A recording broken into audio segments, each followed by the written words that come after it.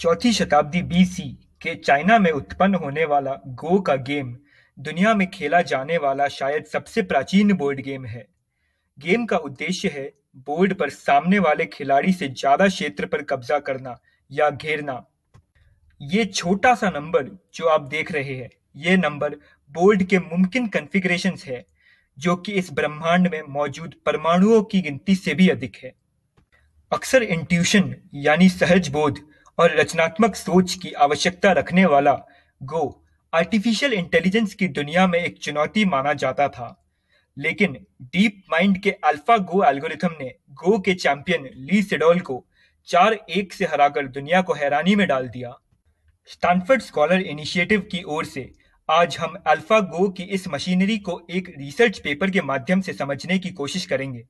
ये पेपर है mastering the game of go with deep neural networks and tree search, यानी deep neural networks और tree search से गो के गेम में महारत हासिल करना।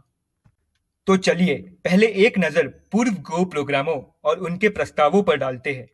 ये सब सर्च ट्रीज से शुरू हुआ, जो खेल के सारे मुमकिन स्टेट्स यानी स्थितियों को दर्शाते हैं। हर एक स्टेट पर एआई सबसे उत्तम चालों को चुनता है।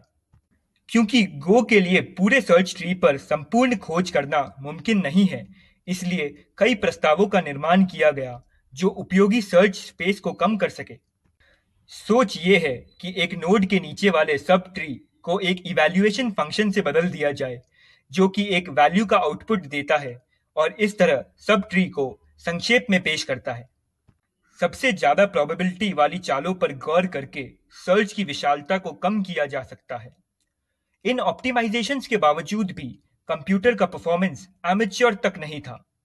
मॉन्टे कार्लो सर्च ट्रीज या एमसीटीएस ने एआई के लिए पासा पलट दिया। सोच ये थी कि दोनों खिलाड़ियों के लिए रैंडम चालों वाली कई सारे गेम सिमुलेशंस चलाई जाए। इन गेम्स के नतीजों से अगले सिमुलेशंस में होने वाली रैंडमनेस धीरे धीरे कम होती जाती है, जिससे फिर ऑप्टिमल खेल मिल जाता है। फ्यूगो और पची सबसे अच्छा खेलने वाले ओपन सोर्स प्रोग्राम्स थे, और जेन और क्रेजी स्टोन सबसे अच्छा खेलने वाले कमर्शियल प्रोग्राम्स हैं जो एमसीटीएस का उपयोग करते हैं।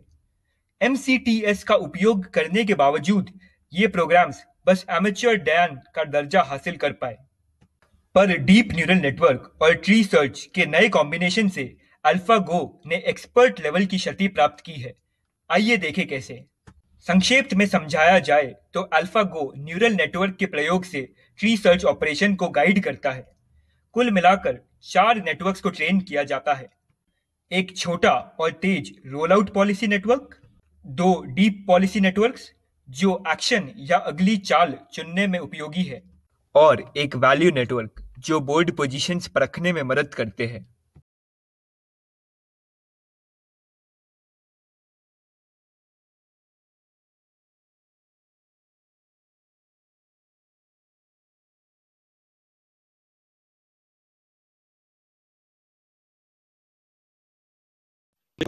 ग्रेडियंट असेंट का उपयोग करके पॉलिसी नेटवर्क को ह्यूमन एक्सपर्ट गेम्स के डेटाबेस पे ट्रेन करते हैं।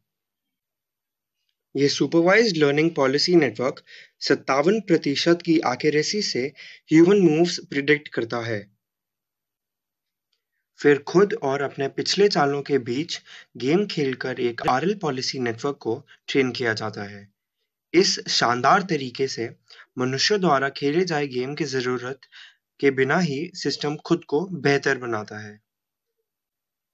इसके नतीजे से एक बखूबी ट्रेंड आरएल पॉलिसी नेटवर्क ने पाची गो प्रोग्राम के खिलाफ अपने 85% गेम्स जीते।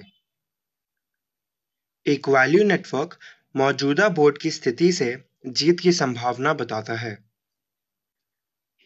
इससे आरएल पॉलिसी नेटवर्क के वैल्यू फंक्शन का अनुमान लगाने के लिए ट्रेन किया जाता है।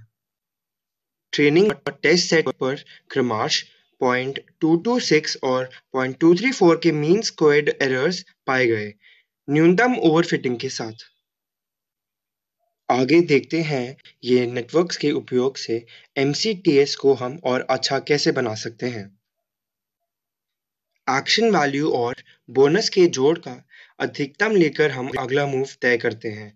बोनस का प्रयोग हर सिमुलेशन में अलग-अलग रास्ता एक्सप्लोर करने में मदद करता है। हर लीफ का मूल्यांकन हम वैल्यू नेटवर्क और फर्स्ट पॉलिसी नेटवर्क के परिणामों के मिश्रण से करते हैं। अंत में हम बैक प्रोपगेशन के उपयोग से सारे एक्शन और बोनस वैल्यूज को अपडेट कर देते हैं। ऐसे बहुत से सिमुलेशंस के बाद हम सर्वोत्तम खेल प्राप्त होता है। आगे देखते हैं AlphaGo ने दूसरे गो प्रोग्रामों के खिलाफ कैसा प्रदर्शन दिया। 99.8% जीत के साथ AlphaGo बाकी प्रोग्रामों से काफी बेहतर प्रतीत होते हैं। मानव खिलाड़ी को 5-0 से हरा के डिस्ट्रीब्यूटेड AlphaGo खुद और भी बेहतर साबित कर चुका है।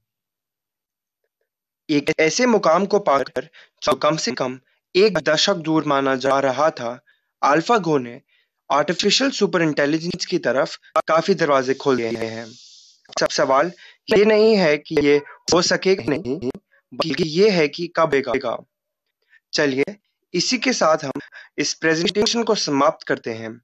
अगर आपको और टॉक्स देखने हैं तो scholar.stanford.edu पर जाएं। धन्यवाद।